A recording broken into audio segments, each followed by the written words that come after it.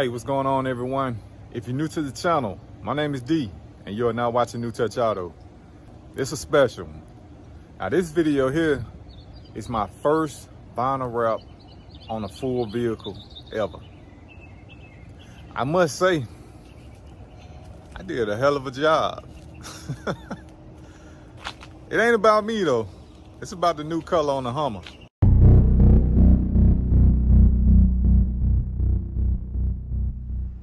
Process, I already washed the vehicle, but you still got to go with the prep, and I've already started removing everything. When I get to the hood, I'm gonna remove the grill too, but for now I keep it on. Options, you can keep it on, but with me being my first time, I'm gonna go ahead and take off everything possible. Now when I get to that front, that's that piece, I'm gonna repaint that, freshen it up. I'm gonna go ahead and do that inside, and when I do the front, it's gonna have that carbon fiber, 5D. Look around, I got everything I need to take off. I got the fender flares, I got everything.